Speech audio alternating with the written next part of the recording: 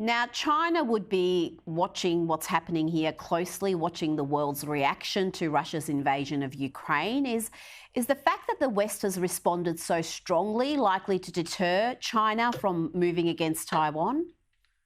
Well, we've certainly responded strongly in the sense that we're sending things to the Ukraine. We've responded very strongly, particularly when we look at the fifth day of this war, and the sanctions are starting to bite. The ruble is dropping, and the Russian central bank is having trouble. The donation of the things that I was speaking about before, and the protests in Russia, I think itself, are very, very important. We did miss a very, very important activity, and that was to take action early.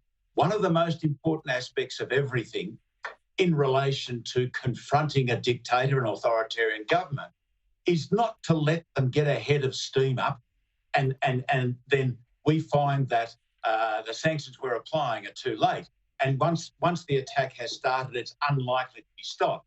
So we missed, Rita, acting decisively against Russia when they took the South China Sea. And by we, I mean the broadest sense. Our government has acted very strongly against China. I mean the West in general.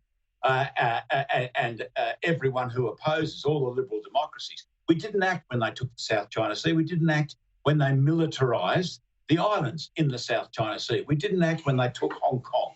And we have acted verbally quite well when over the Uyghurs and over human rights within China. So yes, I think we're reacting to the maximum we can at the moment. That is, we're sending weapons across the border to the Ukrainians for them to fight, but we missed a lot of action early, and China would be looking at that and saying, yeah, well, they didn't take us on. How far can we push it again? And I want to ask about that, Jim, because why didn't we, the West in general, not just Australia, react as strongly against China as we have against Russia? Like you mentioned, the aggression in the South China Sea, the crackdown in Hong Kong, the fact that they've got more than 1 million Uyghurs in camps. We've just held the Olympics there. It seems China can get away with a certain amount of misbehaviour, for want of a better term. Yes, and I think what has caused us to rethink this is the sight of Russian tanks, Russian aircraft invading a neighbouring country. China hasn't done that yet. They've said they will in certain circumstances, and we must be prepared. But I think what's made a country like Germany, who's, the centre of Germany is a real anti-Americanism, and yet they've finally turned around. They've said that they're going to put more money into defence. That was a day after making that big contribution of anti-tank and anti-aircraft missiles. So they've come out and they've said, yeah, we're different. We're changed. We will, because the Army, Navy and Air Force in Germany the three of them were appallingly weak. But they have now changed. And what did it was the invasion.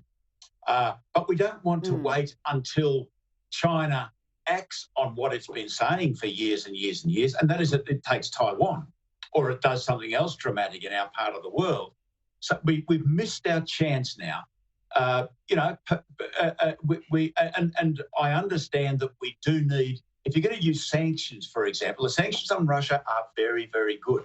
And from what we can see, they are having a very good effect, and our government's been really upfront in relation to what we've done in relation to sanctions. Now, you can't turn around at this stage and apply them to China for the simple reason that we are not strong enough in this part of the world. The Americans are not strong enough in the Western Pacific, and neither are we. It's that's worrying, Jim Molan. That is terribly worrying, as is your assessment that we've missed our chance to move against China. And if we have to wait for them to invade Taiwan, that would be fairly grim. Jim Molan, it's always wonderful to get your insights. Thank you for joining me tonight.